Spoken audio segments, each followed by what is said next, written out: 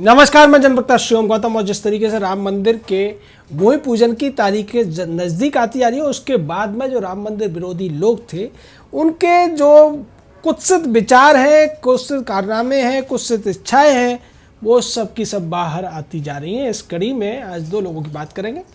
एक है असदुद्दीन ओवैसी और दूसरा है विनोय विश्वम नाम का एक सीपीएम का सांसद। दरअसल असदुद्दीन ओवैसी ने एक बयान दिया है और ये कहा है कि भारत के प्रधानमंत्री का आधिकारिक तौर पर 5 तारीख को राम जन्मभूमि के भूमि पूजन में शामिल होना भारतीय संविधान की उस शपथ का सीधे तौर पर अपमान है और साथ ही साथ संविधान की जो भावना है कि भारत एक धर्मनिरपेक्ष राष्ट्र है और भारत का प्रधानमंत्री भी धर्मनिरपेक्ष होता है, तो ऐसी स्थिति में वो प्रधानमंत्री के तौर पर भूमि पूजन में क्यों शामिल होने जा रहे हैं। ये कहना है असदुद्दीन ओवैसी का। लेकिन ये ओवैसी नाम का जो व्यक्ति है खुद को अपने आप को भारत का सांसद कहता है, लेकिन इसका जो पहनावा है वो किसी भी इस्लामिक कंट्री के व्यक्ति से मिलता जुलता है। अगर ये वास्तव में धर्मनिरपेक्ष भारत के संविधान की शपथ ले रखा है तो इसको फिर सामान्य रूप से सामान्य वेशभूषा में रहना चाहिए, लेकिन ऐसा नहीं होता है।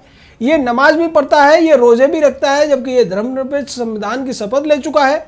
ये व्यक्ति इफ्तार पार्टियां भी करता है और इफ्तार पार्टियों में जाता भी है। हज यात्री भी भारत सरकार के द्वारा भेजे जाते हैं, जबकि भारत एक धर्मनिरपेक्ष राष्ट्र है। इसी तरीके के जवाब आज असदुद्दीन ओवैसी को मिल रहे हैं और ओवैसी से पूछा जा रहा है कि जब हैदराबाद की पुलिस का कमिश्नर इफ्तार पार्टी देता है तो क्या वो संविधान के दायरे में नहीं आता है?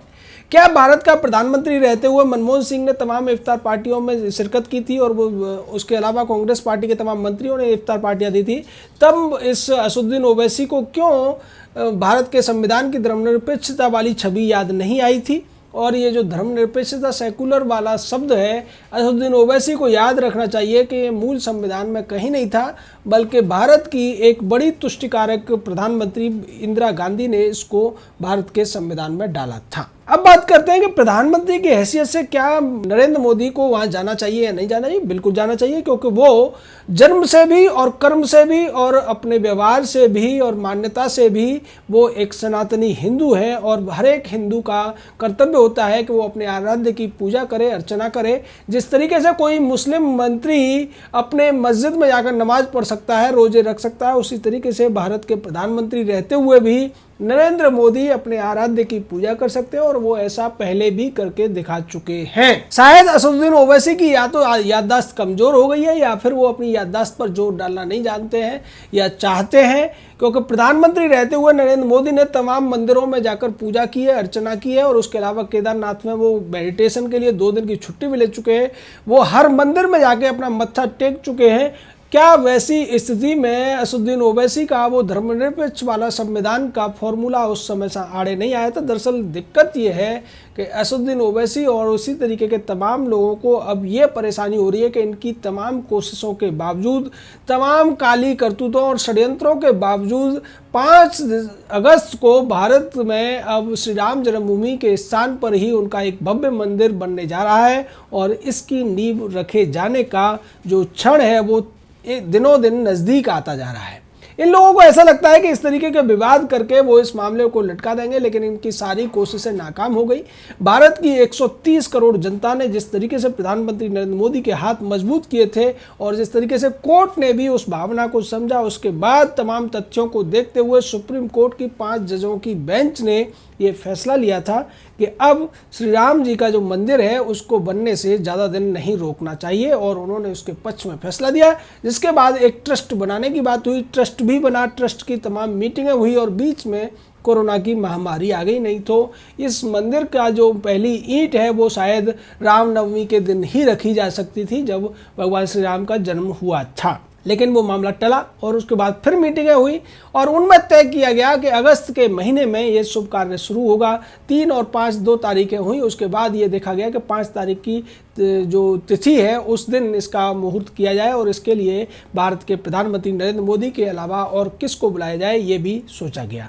तो तमाम 200 से ज़्यादा ऐसे बड़े गणमान्य व्यक्तियों को बुलाया गया है। इसमें तमाम वो लोग शामिल हैं जो राम जन्मभूमि निर्माण का जो आंदोलन चला था उसमें जिन्होंने बड़ी भूमिका निभाई थी थी। इसमें लाल कृष्ण आडवाणी और मुरली मनोहर जोशी जैसे लोग भी हैं, लेकिन चूंकि वो स्वास्थ्य कारणों से नहीं जा पाएंगे, लेकिन उमा भारती, विनय कटियार जैसे पुराने जो योद्धा हैं उन सभी को वहाँ पर बुलाया गया है। और इसके साथ साथ तमाम जो दूसरे लोग हैं उनको भी बुलाया गया है। उसके अलावा जन सामान्य भी है, ट्रस्ट भी है, तमाम लोग हैं, अयोध्या वासी भी हैं। उसके बावजूद अगर किसी के नाम से ज़्यादा मिर्ची लग रही है लोगों को, तो वो है प्रधानमंत्री नरेंद्र मोदी के जाने को लेकर।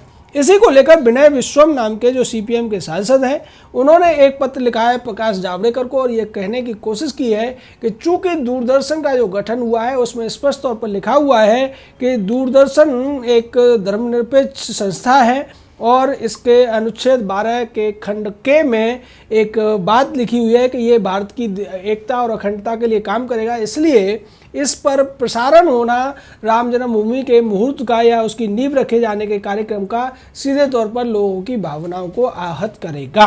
ये बात विनय विश्वम इसलिए कह रहे हैं क्योंकि वो सीपीएम के सांसद हैं। कम्युनिस्ट पार्टियां हों या फिर एआईएम जैसी असदुद्दीन ओवैसी की जो पंथ मजहबी पार्टियां हैं वो, या मुस्लिम लीग जैसी या कांग्रेस जैसी जो दूसरी तुष्टिकरणवादी जो पार्टियां हैं, वो कभी नहीं चाहती कि भारत के 100 करोड़ हिंदुओं की भावनाओं का सम्मान हो। उन्हें उन भावनाओं के काल्पनिक अपमान की चिंता ज़्यादा होती है, जो कि वास्तव में होता नहीं है। लेकिन वास्तव में जिन लोगों की सम्मान हो रहा है उसकी चिंता उन्हें नहीं है, क्योंकि वो हमेशा से ही भारत में एक अलग तरीके की सोच को बढ़ावा देना चाहते हैं, भारत में विवाद रखना चाहते हैं और एकता अखंडता के बहाने वो फिर से देश में वैमनस्य पैदा करना चाहते हैं। उसी तरीके से जैसे असदुद्दीन ओवैसी ने कहा कि 400 साल पहले वहाँ एक मस्जिद बनी थी और हमारी नज़रों में वो मस्जिद अभी भी रहेगी, हम अपने बच्चों को हमेशा बताते रहेंगे कि वहाँ पर बाबरी नाम की एक मस्जिद हुआ करती थी।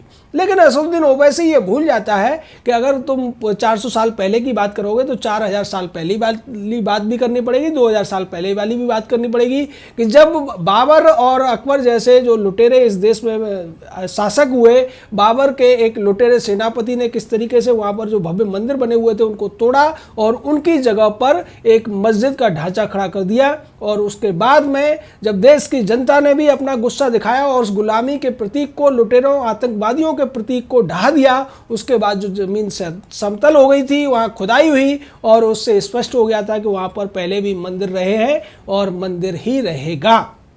इस बात पर मोहर सुप्रीम कोर्ट ने भी लगाई थी। असदुद्दीन ओवैसी अगर इस तरीके की बातें करेगा तो उसे इतिहास फिर 400 साल पहले नहीं, हजारों साल पहले भी देखना चाहिए। उसे देखना चाहिए कि वास्तव में मूल में वहाँ पर क्या था, और ये विवाद फिर बहुत लंबा खिंचेगा और इस विवाद की वजह से देश में ज़्यादा अशांति फैलेगी, न कि इस बात की वजह से कि प्रधानमंत्री वहाँ पर भूमि पूजन करने जा रहे हैं। अगर वो भूमि पूजन के ऊपर सवाल उठाते हैं तो फिर उन्हें इफ्तार पार्टियों का विरोध करना चाहिए, नमाजों का विरोध करना चाहिए। जो लोग सरकारी नौकरी में हो जाते हैं, मंत्री या एमपी बन जाते हैं, उन्हें फिर रोजे नहीं रखने चाहिए, बकरीद जैसे त्योहार भी नहीं मनाने चाहिए। अब ये देखना ज़्यादा दिलचस्प होगा कि क्या असदुद्दीन ओवैसी इस बार बकरीद मनाते हैं या नहीं मनाते हैं, क्या वो अपना पहनावा सेकुलर करते हैं या फिर मजहबी व्यक्ति के तौर पर भी वो हमेशा दिखाई देते रहेंगे। कितनी भी गर्मी पड़े वो शेरवानी पहने हुए नजर आते हैं, जबकि शेरवानी की उन इलाकों में ज़रूरत नहीं होती है, क्योंकि वो अपने आप को एक कट्टर मजहबी दिखाना चाहते हैं, इसलिए वो अपना पहनावा ऐसा रखते हैं। वही दूसरे तरफ प्रधानमंत्री से वो उम्मीद रखते हैं कि वो पूरी तरह सेकुलर हो जाएं, वो अपने आराध्य की पूजा न करें, अपने आराध्य के बनने वाले मंदिर में नींव रखने के लिए, नींव की ईंट रखने के लिए वो वहाँ पर न जाएं। तो ये जो दोगलापंथी है ये कम्युनिस्टों की एक पुरानी आदत है, कांग्रेस की पुरानी आदत है, और कुछ मजहबी पार्टियां जो इसमें एआईएमआई शामिल है उनकी भी ये पुरानी आदत है। और उसकी वजह से ये लोग हमेशा विवाद के लिए विवाद पैदा करते हैं बगैर किसी वजह के। आज जब इकबाल अंसारी जैसे लोग जो कि बाबरी मस्जिद के पक्षकार हामिद अंसारी के बेटे रहे हैं, वो भी जब इस बात को लेकर कहते रहे हैं कि हम इससे बहुत खुश हैं, और अयोध्या के तमाम मुस्लिम इस बात को लेकर उम्मीद जगाए बैठे हैं कि जब ये मंदिर बन जाएगा तो उन्हें रोजगार की बेहतर संभावनाएं उनके लिए होंगी, उन्हें रोजगार मिलेगा, उन्हें ज़्यादा काम मिलेगा, उनकी ज़्यादा तरक्की होगी। आसपास के लोग भी इसी बात को मानकर चल रहे हैं कि अयोध्या में राम मंदिर बनने की वजह से पर्यटन को जो बढ़ावा मिलेगा उससे उनके रोजगार में काफ़ी ज़्यादा वृद्धि होगी। लेकिन ओवैसी जैसे लोगों को इसमें सिर्फ और सिर्फ खोट नजर आता है, क्योंकि उनके ऊपर मजहबी चश्मा चढ़ा हुआ है और उन्हें इस देश की शांति में या बहुसंख्यक लोगों की जो भावना है, आस्था है, उसमें कोई मतलब मतलब नहीं है। उन्हें सिर्फ और सिर्फ अपनी राजनीतिक रोटियां सेकनी है, उन्हें विवाद पैदा करना है और अपने आप को किसी भी तरीके से चर्चा में रखना है। जिस तरीके से कांग्रेसियों की तरफ से बयान दिए गए थे, शरद पवार ने इस पर कह दिया था कि कोरोना की महामारी चल रही है और ऐसे में राम मंदिर की बात करके क्या मंदिर बनने से कोरोना रुक जाएगा या कोविड वायरस जो है वो खत्म हो जाएगा। ऐसी बातें करके ये लोग सिर्फ और सिर्फ अपनी जो तुच्छता है उसको दिखाने की कोशिश करते हैं। इन्होंने कभी भी उन लोगों के ऊपर कुछ नहीं कहा जिन्होंने इस देश में तमाम तबाही मचाई थी सैकड़ों साल पहले, यहाँ के लोगों को मारा काटा और यहाँ जो तमाम हजारों मंदिर बने हुए थे उनको तोड़कर मस्जिदें खड़ी कर दी गई। उसको सुधारने की एक प्रक्रिया चल रही है। कुछ लोगों के जो जख्म है उन पर मलहम लगाने की बात चल रही है। तो इन लोगों को ऐसा लग रहा है कि उस पर नमक छिड़कना चाहिए और लोगों को याद दिलाना चाहिए। यहाँ पर बाबर जैसे आतताई और लुटेरे आए थे और उन्होंने मस्जिदें खड़ी की थी और उसी का नतीजा था कि तमाम कोशिशों के बावजूद राम मंदिर का निर्माण नहीं हो पा रहा था। लेकिन कोर्ट ने एक बेहतर, संतुलित और बहुत ही ऐतिहासिक फैसला लिया जिसके बाद ये सब संभव हुआ और उसी कड़ी में अब 5 तारीख को ये मंदिर बनने का काम शुरू होने जा रहा है। 3 साल के अंदर ये मंदिर बन जाएगा और उसके बाद तमाम दुनिया के लोग इस मंदिर का दर्शन करने के लिए भी आएंगे। और लेकिन तब तक ओवैसी जैसे लोग, विनय विश्वम जैसे लोग या राहुल गांधी, प्रियंका वाड्रा या शरद पवार जैसे लोगों के जो पेट पर एक तरीके से सांप लौटता रहेगा, इनके अरमान जलते रहेंगे और ये कुड़ कुड़ कर कुछ न कुछ ऐसी ही बातें करते रहेंगे। उसके लिए आपको तैयार रहना चाहिए। जय हिंद, जय भारत।